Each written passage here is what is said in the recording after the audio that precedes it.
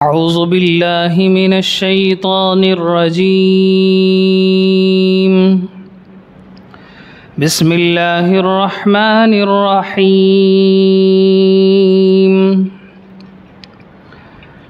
وآمنوا بما أنزلت مصدقا لما معكم ولا تكونوا أول كافر به ولا تشتروا بآياتي ثمنا قليلا وإياي فاتقون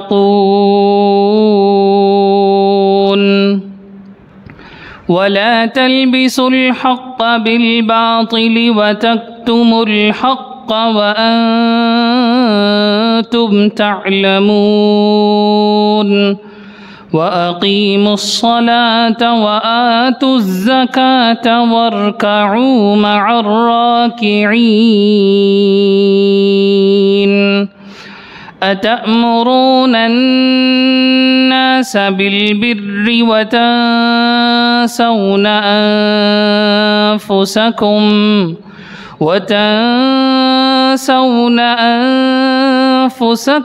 وأنتم تتلون الكتاب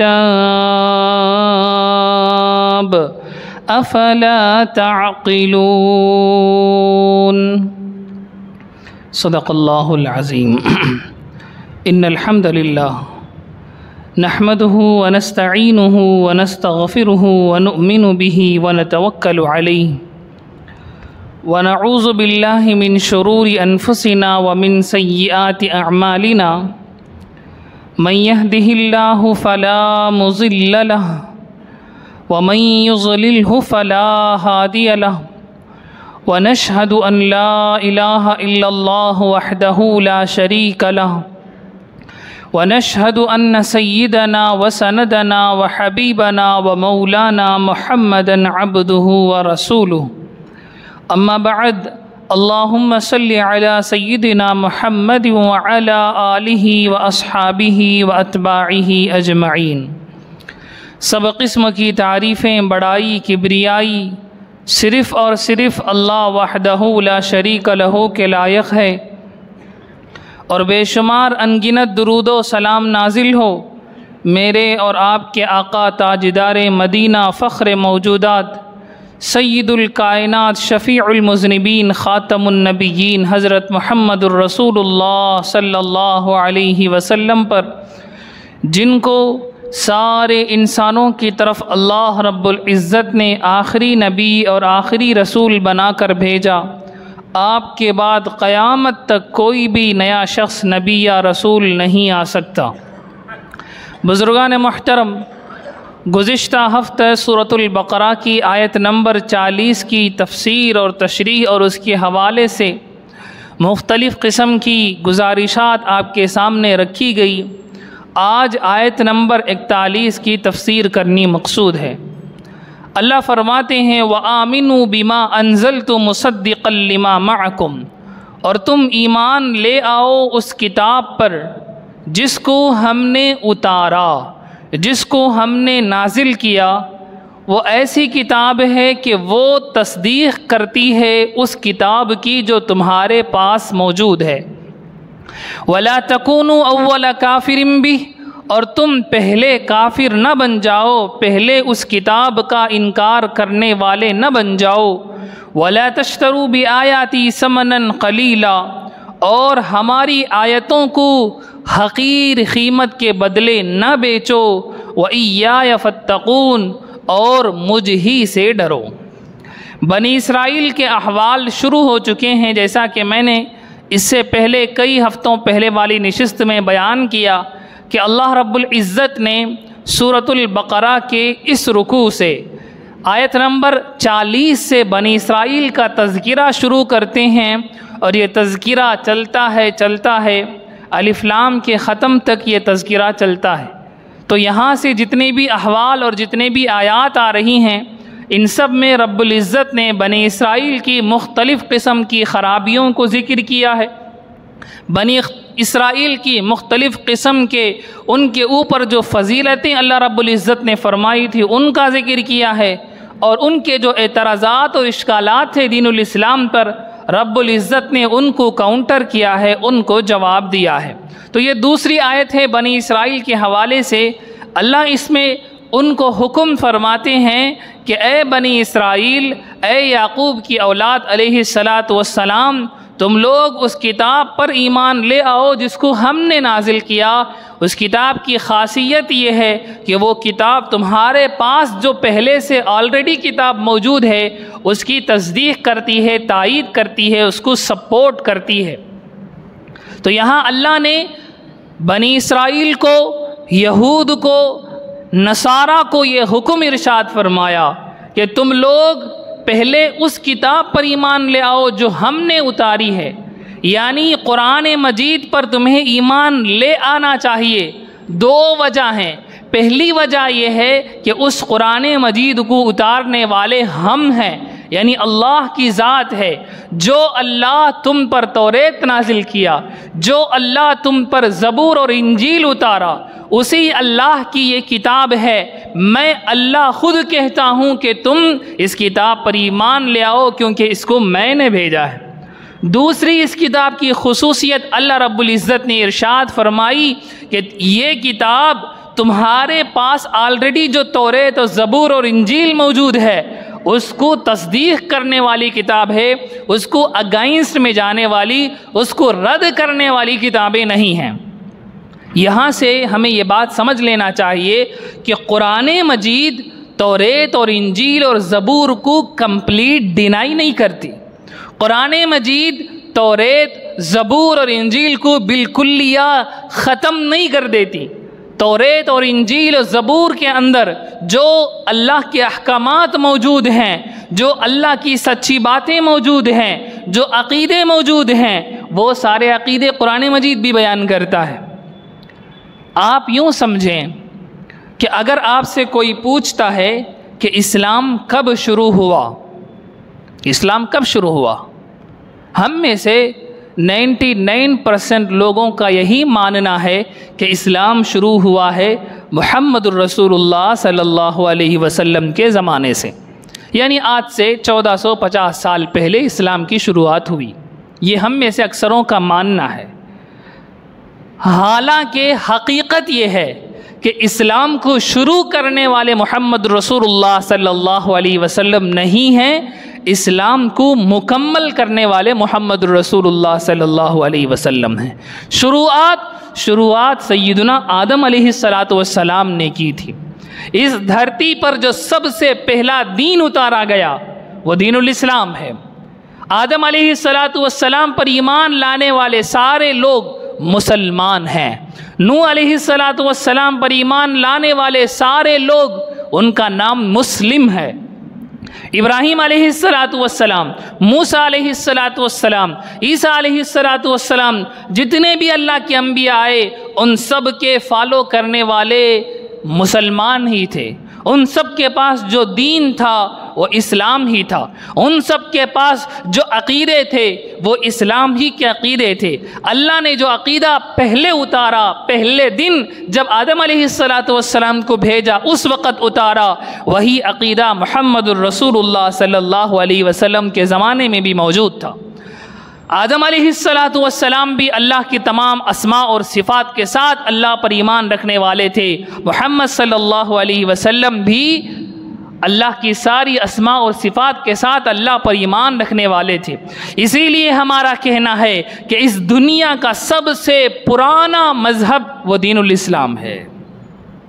ہندوازم نہیں ہے، یہودیت نہیں ہے، کرسچینٹی نہیں ہے، اسلام کا اس دنیا کا سب سے اولڈسٹ ریلیجین جو ایکچول اس دنیا کے لیے بھیجا گیا تھا وہ دین الاسلام ہے۔ نبی پاک صلی اللہ علیہ وسلم نے اسی دین الاسلام کو کمپلیٹ فرمایا تھا۔ اسی دین الاسلام کے آخری دیوار آقا علیہ السلام نے پیش فرمائی تھی۔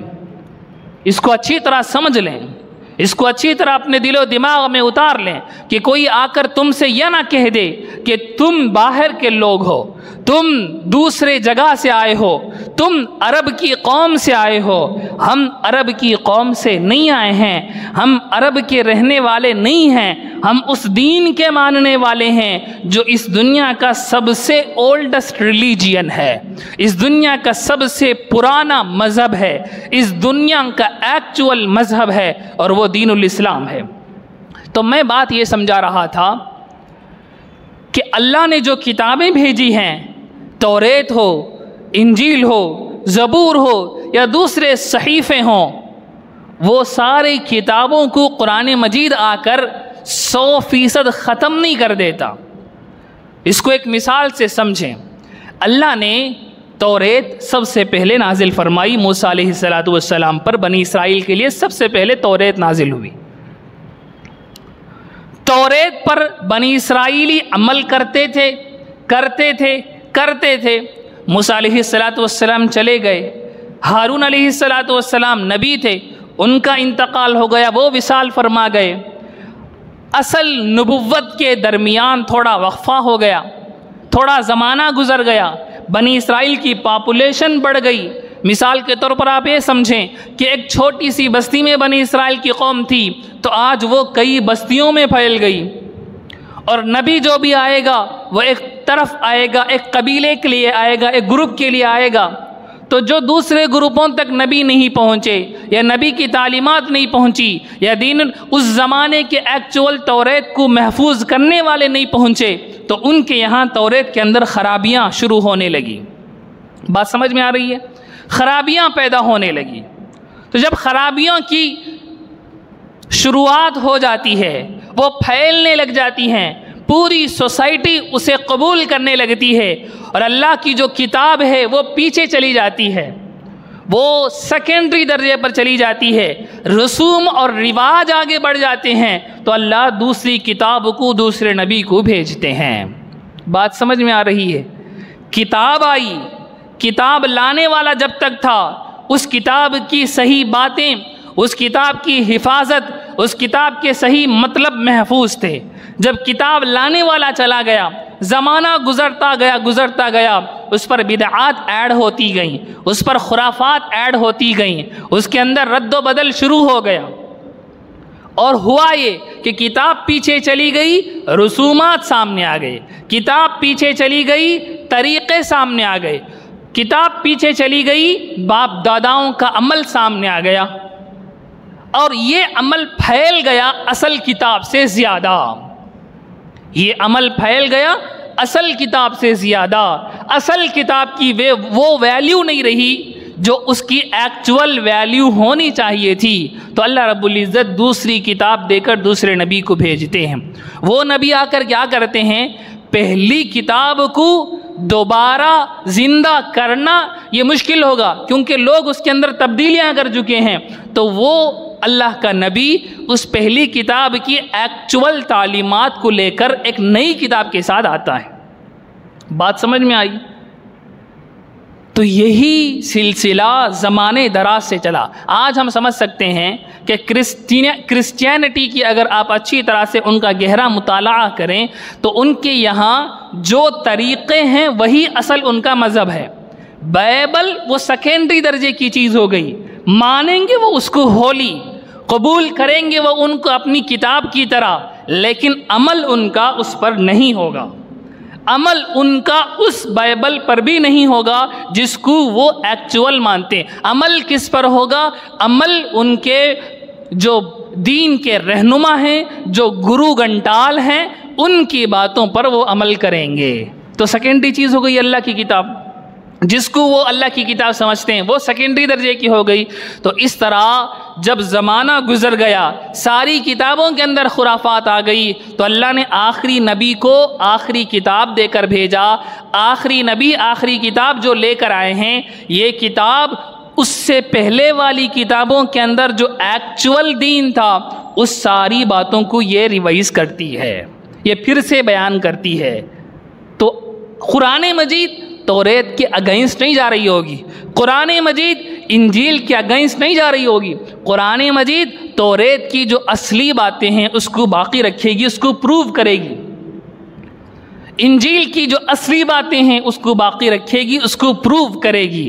تو اللہ یہی اس آیت کریمہ میں فرماتے ہیں کہ مصدقا لما معکم، یہ کتاب ایسی ہے کہ تمہارے پاس آلریڈی جو کتاب موجود ہے اسی کو یہ پروو کرتی ہے، اس کو یہ صحیح کر کے دکھاتی ہے۔ نبی پاک صلی اللہ علیہ وسلم کے بعد بھی اسی طرح کے غبارات دین الاسلام پر جمنا شروع ہوئے تھے۔ نبی تو نہیں آ سکتے، شروع زمانے میں ہمارے نبی سے پہلے نبوت کا دروازہ کھلا تھا، نیا نبی آتا اور وہ آ کر اس ساری خرافات کو ختم کرتا تھا، اس بدعات کو ختم کرتا تھا۔ لیکن ہمارے نبی کے بعد کوئی نبی نہیں آئے گا، تو اس کی حفاظت کا طریقہ کیا تھا؟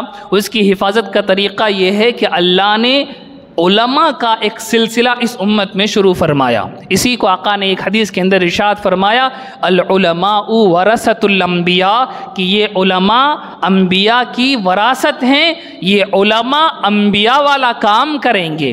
انبیاء کیا کرتے تھے؟ اصل دین میں جو خرابی آ گئی تھی اس کو صاف کر کے صحیح دین امت کے سامنے پیش کرتے تھے۔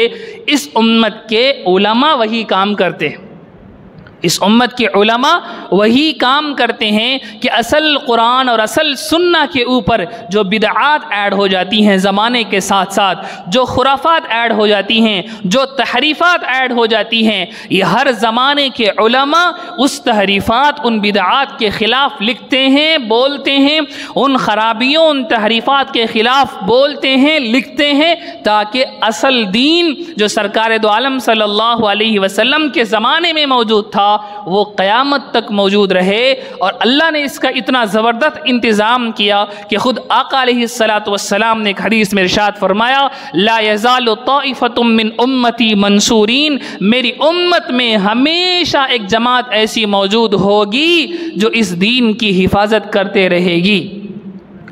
اس میں جو تحریفات، اس میں جو باطل قسم کے خیالات آ جاتے ہیں ان کو صاف کرتے رہے گی۔ میری امت میں قیامت تک ایک گروہ، ایک جماعت ایسی رہے گی۔ تو اللہ نے اس دین کی حفاظت کے لیے اس طرح کا انتظام کیا۔ تو ہمیں بدعات کے پیچھے نہیں جانا، ہمیں خرافات کے پیچھے نہیں جانا، ہمیں تحریفات کے پیچھے نہیں جانا، ہمیں علماء کے پیچھے جانا، ہمیں صحیح ڈھنگ، صحیح نظریے رکھنے والے معتبر علماء حقہ کی صحبت میں رہ کر ان سے دین سیکھنا، یہی وہ گروہ ہے۔ بہرحال اللہ اس آیت میں فرماتے ہیں کہ تم اس کتاب پر ایمان لے آؤ جس کو فرسٹ ہم نے نازل کیا۔ اس کتاب کی دوسری خوبی یہ ہے کہ وہ کتاب تمہاری پہلی کتاب کو سپورٹ کرتی ہے۔ تو میرے بھائیوں، یہاں سے یہ بات بھی سمجھ لیں کہ توریت کو ہم عزت کی نگاہ سے دیکھیں گے۔ آج جو بائبل کے اندر توریت کے نسخے موجود ہیں، جو انجیل کے نسخے موجود ہیں، جو زبور کے نسخے موجود ہیں، ہمارا ایمان یہ ہے کہ اس کے اندر اللہ کی آیتیں بھی ہیں، اس کے اندر تحریفات بھی ہیں۔ اس کے اندر کیا ہیں؟ اللہ کی آیتیں بھی ہیں، اس کے اندر تحریفات بھی ہیں۔ اسی لیے ہم بائبل کی، یعنی ہم توریت، موجودہ توریت کی، موجودہ زبور کی، موجودہ انجیل کی توہین نہیں کریں گے، ہم اس کے ساتھ گستاخی والا معاملہ نہیں کریں گے۔ ہاں، ہم اس کو قرآن کی طرح عزت کی نگاہ سے بھی نہیں دیکھیں گے، ہم اس کو قرآن کی طرح دل سے بھی نہیں لگائیں گے، کیونکہ اس کے اندر باطل نظریات بھی ہیں، باطل لوگوں کے باطل باتیں بھی اس کے اندر ایڈ ہو چکی ہیں، لیکن ہم اس کو 100% ہم اس کو غلط بھی نہیں کہیں گے۔ ہمارا ایمان یہی ہوگا کہ اس کے اندر حق بھی موجود ہے، اس کے اندر باطل بھی موجود ہے۔ اور اللہ فرماتے ہیں آگے، وَلَا تَكُونُوا أَوَّلَ كَافِرٍ بِهِ، تم پہلے اس کا انکار کرنے والے نہ بن جاؤ۔ یعنی تمہیں معلوم ہے، تم سمجھ رہے ہو کہ یہ قرآن ہمارے پاس جو توریت ہے اسی جیسا دین ہے، اسی جیسی باتیں اس کے اندر موجود ہے۔ تم اگر انکار کرو گے تو تمہارا دیکھا دیکھی مشرکین جن کے پاس کوئی کتاب نہیں ہے، جن کے پاس آسمانی کوئی دین نہیں ہے، وہ تمہاری دیکھا دیکھی میں انکار کریں گے۔ مدینہ کے اندر نبی پاک صلی اللہ علیہ وسلم کے زمانے میں یہودیوں کے ساتھ ساتھ مشرکین بھی رہا کرتے تھے۔ مشرکین کے 2 بڑے قبیلے اوس اور خزرج مدینے کے اندر موجود تھے۔ ان کے پاس آسمانی کوئی کتاب نہیں تھی۔ یہ لوگ یہودیوں کو دیکھتے تھے کہ یہودی کیا کرتے ہیں، یہ لوگ کیا کرتے تھے، یہودیوں کو دیکھتے تھے کہ یہودی کیا کرتے ہیں، یہودی کس کو اچھا سمجھتے ہیں اس کو وہ اچھا سمجھتے تھے، یہودی جس کو برا سمجھتے ہیں اسی کو وہ لوگ برا سمجھتے تھے۔ یہودی کہا کرتے تھے کہ نبی آخر الزمان، آخری زمانے کے نبی آنے کا وقت ہو چکا ہے، تم اوس اور خزرج ہمیشہ لڑتے رہتے ہو، ہم نبی آخر الزمان پر ایمان لائیں گے اور ان کے ساتھ مل کر تمہیں ختم کر دیں گے، یہ یہودی کہا کرتے تھے۔ جب مکے کے اندر آقا علیہ السلام کے آنے کی خبر مدینے کے ان مشرکین کو ہوئی تو انہیں وہ بات یاد آئی کہ یہودی تو بار بار کہتے تھے کہ نبی آخر الزمان کا وقت آ چکا ہے، تو چلو ہم ان پر ایمان لاتے ہیں۔ اس لیے آگے بڑھ کر یہودیوں سے پہلے اوس اور خزرج کے مشرکین نبی پاک صلی اللہ علیہ وسلم پر ایمان لے آئے۔ یہودیوں کو اصل میں وہی جلن تھی کہ جو کامیابی ہم حاصل کرنا چاہتے تھے وہ کامیابی تو یہ یہودی لے اڑے، وہ کامیابی تو یہ یہودی لے گئے، اس لیے اس جلن میں بھی آ کر وہ لوگ اللہ کے نبی پاک صلی اللہ علیہ وسلم پر ایمان نہیں لائے۔ تو اللہ فرماتے وَلَا تَكُونُوا أَوَّلَ كَافِرٍ بِهِ، اے یہودیو، اے اہل کتاب، تم پہلے کافر نہ بن جاؤ، کیونکہ تمہاری دیکھا دیکھی باقی مشرکین بھی کافر بن جائیں گے، اور تمہیں دیکھ کر جو دوسرا گناہ کرتا ہے اس کا وبال بھی تم پر آئے گا۔ حدیث میں آقا علیہ السلام نے ارشاد فرمایا، جس نے اچھی چیز شروع کی اس کو اس کا ثواب ملے گا، اور جو اس کو دیکھ کر وہ اچھا عمل کرتا رہے گا ان سب کا ثواب بھی اسے ملے گا، اور جس نے کوئی گناہ، کوئی غلط کام، کوئی بدعت شروع کی اسے اس کا گناہ ملے گا، اور جتنے لوگ وہ بدعت کریں گے ان سب کا گناہ اسے بھی ملے گا۔ تو اللہ فرماتے ہیں وَلَا تَكُونُوا أَوَّلَ كَافِرٍ بِهِ، تم پہلے انکار کرنے والے نہ بن جاؤ۔ وَلَا تَشْتَرُوا بِآيَاتِي ثَمَنًا قَلِيلًا، ہماری آیتوں کو حقیر قیمت میں نہ بیچو۔ ہماری آیتوں کو یہودی یہ کیا کرتے تھے کہ جو مالدار آتا اس سے پیسے لے کر توریت کا حکم بدلا کر اسے آسان بنا کر سنا دیتی، اور جو معمولی قسم کا یہودی آتا یا ان کو پیسے نہیں دیتا وہ اس کو توریت کا جو حکم تھا وہ بیان کرتے۔ اللہ فرماتے ہیں اس دنیا کے بدلے تم توریت کی آیتوں کو ہلکے داموں میں نہ بیچو۔ اللہ کی آیتیں اگر دنیا کوئی دے کر، دنیا بھر کا مال دے کر اللہ کی آیتوں کو بدلانا چاہے تم یہ جرم نہ کرو، کیونکہ دنیا کی ساری دولت اللہ کی آیتوں کے سامنے کوئی معنی نہیں رکھتی، اللہ کی آیتوں کے سامنے کوئی معنی نہیں رکھتی۔ اسی لیے علماء کے لیے کہا جاتا ہے کہ وہ حق بات کو نہ چھپائیں۔ لوگ کیا سمجھیں گے، لوگ کیا کہیں گے، لوگوں کا رویہ کیا ہوگا، میری نوکری چلی جائے گی، میری امامت چلی جائے گی، میری خطابت چلی جائے گی، میں سچی باتیں بیان کروں گا تو مجھے مسجد سے نکال دیں گے، مجھے مدرسے سے نکال دیں گے، یہ سوچ کر وہ سچی باتوں کو بیان کرنے سے نہ کترائے، وہ حق بیان کرے، چاہے اس کی نوکری جائے، اس کی دنیا کی روزی روٹی پر مسئلہ آئے۔ ایک عالم کو چاہیے کہ وہ حق بیان کرنے میں کبھی پیچھے نہ ہٹے، جو حق ہے وہ حق سمجھے۔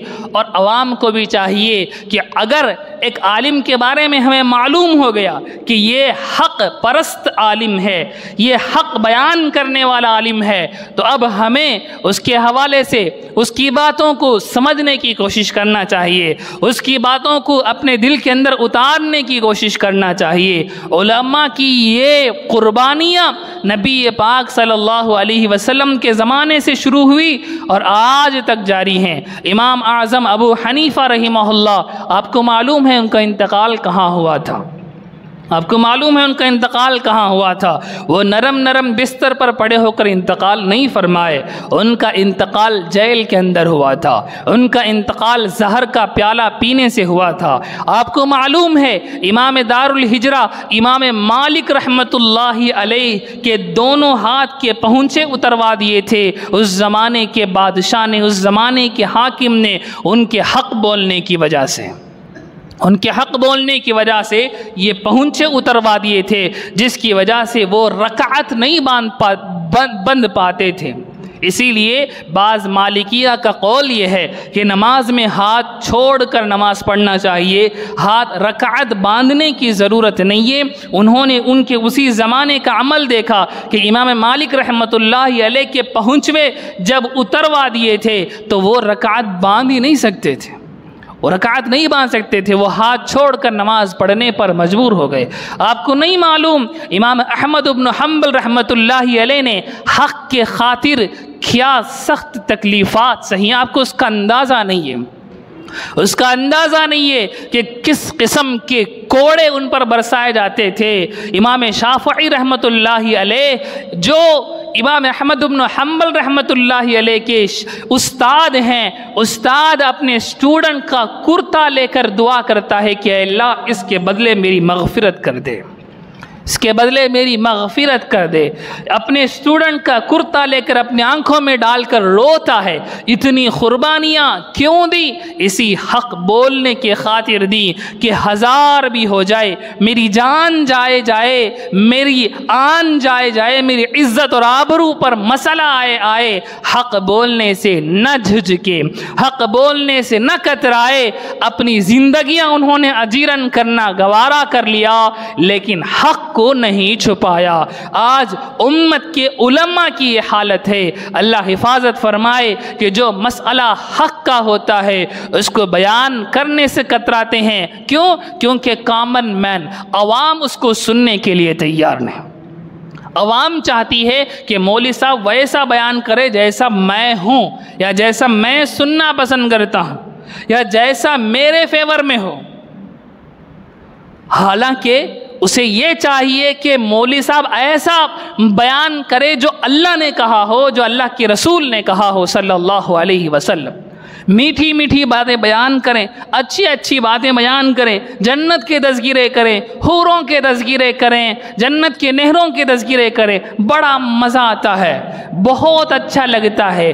کیا زبردست قسم کا بیان ہوا، لیکن وہی جہنم کا تذکرہ قبول نہیں، وہی عذاب کی باتیں قبول نہیں، وہی گناہوں کی باتیں قبول نہیں۔ آج کون عالم ایسا ہے جو ڈنکے کی چوٹ پر کھڑے ہو کر داڑھی مونڈنے پر اللہ کے نبی نے جو وعیدیں بیان کی ہے وہ بیان کر سکے؟ آج کون عالم ہے جو ڈنکے کی چوٹ پر کہے کہ یہ فلم دیکھنا ناجائز ہے، حرام ہے؟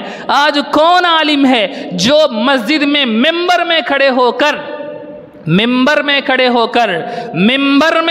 کر مسلمانوں میں جو بڑے بنتے ہیں، مسلمانوں میں جو بڑے سمجھے جاتے ہیں، ان کے اندر جو خرابیاں ہیں اس کو بیان کریں؟ آج کس عالم کے اندر یہ ہمت ہے؟ کیونکہ ادھر سے انہوں نے دبایا، ادھر سے انہوں نے دبایا۔ کئی علماء ایسے ہیں جو اس مجبوری میں آ کر انہوں نے دین کی خدمت چھوڑ دی، دنیا کے ہو گئے۔ آپ نہیں معلوم ایک عالم کو تیار کرنے کے لیے کتنی قربانیاں لگتی ہیں، آپ کو اس کا کچھ اندازہ نہیں۔ ہم یہ چاہتے ہیں کہ اچھی اچھی باتیں بولنے والے مولوی صاحب آئیں، وہ اچھی اچھی باتیں بیان کریں، ہمیں سلائیں اور سلا کر ہمیں خوش کر دیں۔ ہم اس طرح کے بیانات سنانے کے عادی ہو چکے ہیں۔ نتیجہ یہ ہے کہ آج ہر ایک عالم کو اپنی نوکری کی لگی ہوئی ہے کہ اگر کچھ بھی بول دیں، مسجد کی کمیٹی جب چاہے مجھے نکال کر باہر کر دے گی، مسجد کی کمیٹی جب چاہے مجھے نکال کر دور کر دے گی۔ یہ جرأت، یہ بزدلی کیوں آئی؟ اس لیے آئی کہ امت کے عوام کو بھی صحیح علم نہیں کہ حق بات کو سننا چاہیے، چاہے وہ میرے عمل کے خلاف کیوں نہ ہو، میرے عمل کے خلاف کیوں نہ ہو، کیونکہ میں غلط کر رہا ہوں تو میں غلط ہوں۔ لیکن ایک عالم کو، ایک مولوی کو، ایک خطیب کو اس پر زبردستی کرنا کہ آپ اس پر بیان نہ کریں، آپ یہ سب باتیں بیان نہ کریں، سیدھی سیدھی باتیں بیان کریں، جو سب لوگ کرتے ہیں وہ ہم کریں، ہم بھی سنیں گے۔ اس سے انقلاب کب آئے گا؟ اس سے تبدیلیاں کب آئے گی؟ اس سے لوگوں کے اندر بدلاؤ کب آئے؟ کبھی نہیں آئے گا، کیونکہ جو سب کر رہے ہیں اس کو ہم چھوڑ دیں، جو حق ہے اس کو ہم چھوڑ دیں، تو پھر نتیجہ یہ ہوتا ہے کہ مداہنت پھیل جاتی ہے، ساری خرافاتیں پھیل جاتی ہیں۔ دیکھیں ہمارے معاشرے کی کیا حالت ہے۔ یہاں ڈرگس کے بارے میں کون بیان کر سکتا ہے؟ کس کے اندر جرأت ہے کہ وہ ممبر میں کھڑے ہو کر ڈرگ کے اوپر تقریر کر کے دکھائے؟ کس کے اندر جرأت ہے کہ وہ کھڑے ہو کر امت کے اندر ہونے والی خرابیوں کے بارے میں کھول کھول کر بیان کرے؟ کسی کے اندر جرأت نہیں، کیونکہ خود مسلمانوں نے اس طرح پریشرائز کیا ہوا ہے علماء کو۔ میرے بھائیوں، ہم نہیں جانتے ایک ایک عالم تیار ہونے کے لیے زندگی کی خوبصورت سال اسے کٹانے پڑتے ہیں مدرسوں کے اندر۔ جن دنوں میں گلی کے دوسرے نوجوان عیاشیاں کر رہے ہوتے ہیں، لڑکیوں سے عشق لڑا رہے ہوتے ہیں، فون میں گپے لگا رہے ہوتے ہیں، ان ایام میں وہ اپنے گھروں سے دور، وہ اپنے رشتہ داروں سے دور، نہ اس کا کھانا اچھا، نہ اس کا پینا اچھا، نہ اس کا سونا اچھا، نہ اس کا لباس دھونے والا کوئی ہے۔ وہ اپنے ہاتھ سے لباس دھو کر وہ مدرسے کا ویسا ایسا کھانا کھا کر اللہ کی بات کو، اللہ کی کتاب کو اس امت تک پہنچانے کے لیے نوجوانی کی عمر جس میں ہمارے لونڈے فلمیں دیکھ رہے ہوتے ہیں، اسی رات میں وہ نوجوان بیٹھ کر اپنی کتابوں کا تکرار کر رہا ہوتا ہے، اپنی کتابوں کو پڑھا رہا ہوتا ہے۔ زندگی کے خوبصورت 10-15 سال لگا کر ایک عالم جب سوسائٹی میں آتا ہے اور وہ حق بیان کرنا چاہتا ہے تو اس کا گلا دبا دیا جاتا ہے۔ یہ دوسرے فرقے کا آدمی ہے، یہ دوسرے مسلک کا آدمی ہے، اسے نہیں معلوم، وہ باتیں کرو جو سب پسند کرتے ہیں، یہ کانٹروورشیل باتیں نہ کرو، یہ کہہ کر اس کو دبا دیا جاتا ہے۔ وہ کیا کرتا ہے؟ وہ دو کام کرتا ہے، یا تو وہ دیکھتا ہے کہ ٹھیک ہے میری بھی روزی روٹی ہے، میرے بھی بیوی بچے ہیں، ان کا گھر بھی پالنا ہے، وہ سر ہلا ہلا کر جیسے لوگ کہتے ہیں ویسا بیانات کر اپنی زندگی کاٹتا رہتا ہے، یا پھر وہ یہ کرتا ہے کہ چلو یہ مسجدوں میں ایسا ہی ہوتا رہے گا، یہ مدرسوں میں ایسا ہی ہوتا رہے گا، ہم دنیا جا کر کماتے ہیں۔ وہ دنیا کمانے پر اتر جاتا ہے، دنیا جتنی بھی اللہ نے دے رکھی ہے وہ کماتا ہے، وہ اپنی زندگی گزارتا ہے۔ لیکن یاد رکھیں یہ دونوں صورتوں میں یہ قوم ایک اچھے عالم کو گوا چکی ہوتی ہے، گوا چکی ہوتی۔ اللہ نے آقا کی صفت بیان کی قرآن میں بشیرا و نذیرا۔ آقا کی صفت یہ ہے کہ وہ بشارت دینے والے بھی ہیں اور ڈرانے والے بھی ہیں۔ آقا دونوں کیا کرتے تھے، صرف خوشخبریاں نہیں سناتے تھے، آقا ڈراتے بھی تھے۔ آقا کیا کرتے تھے؟ ڈراتے بھی تھے۔ نذیر کہتے ہیں ڈرانے کو۔ کیسا ڈرانا؟ شفقت کے ساتھ جو ڈرایا جاتا ہے اسے نذیر کہتے ہیں۔ ایک ہوتا ہے ڈرانا، دھمکانا، جس میں سامنے والا رعب جمائے، جیسے بھوت بن کر لوگ کسی کو ڈرا دیتے ہیں کہ سامنے والا چمک جاتا ہے۔ یہ ڈرانا نذیر نہیں ہے۔ سامنے والے کو شفقت سے ڈرانا کہ دیکھو وہ بچھو ہے، اس سے بچ جاؤ، وہ کاٹ دے گا، دیکھو وہ آگ ہے، جیسے باپ ماں اپنے بچے کو آگ سے ڈراتی ہے کہ آگ سے دور رہو، یہ ڈرانا ہے۔ لیکن اس ڈرانے میں شفقت ہے، اس ڈرانے میں کیا ہے؟ محبت ہے۔ تو ڈرانے کے ساتھ محبت ایڈ ہوتی ہے تو اسے نذیر کہتے ہیں۔ ایسے ڈرانے والے کو کیا کہتے ہیں؟ نذیر کہتے ہیں۔ سرکار دو عالم صلی اللہ علیہ وسلم کے لیے اللہ فرماتے ہیں کہ آپ بشارتیں دینے والے بھی ہیں اور ڈرانے والے بھی ہیں محبت کے ساتھ۔ اور یہ جو علماء ڈرانے کی باتیں کرتے ہیں یہ آپ کو اللہ سے دور کرنے کے لیے نہیں ہوتی، یہ آپ کو شریعت مطہرہ سے دور لے جانے کے لیے نہیں ہوتی، یہ اللہ سے قریب کرنے کے لیے ہوتی ہے۔ یہ محبت والا ڈرانا ہوتا ہے، یہ شفقت والا ڈرانا ہوتا ہے۔ اس سے اگر ہم دشمنی مول لے لیں گے تو یا تو یہ مولوی اپنی زبان بند کر کے بیٹھ جائے گا یا وہ دین کی خدمت چھوڑ کر چلا جائے گا۔ دونوں صورتوں میں وہ قوم ایک عالم کو گوا دے گی، ایک عالم کو گوا دے گی۔ حق بولنا بند کر دے گا تو اس عالم کا رہنا نہ رہنا دونوں برابر ہو گیا۔ ہر چیز میں آمنا سلمنا کہہ کر سر ہلاتا بیٹھے تو دین الاسلام تو ایسا ہے نہیں۔ یہاں تو جنت کی بات بھی ہوگی، یہاں جہنم کی بات بھی ہوگی، یہاں کڑوی باتیں بھی ہوں گی، یہاں میٹھی باتیں بھی ہوں گی، یہاں سب کا مکسچر ہے۔ اللہ نے جب جنت بنایا تو جہنم بھی تو بنایا ہے۔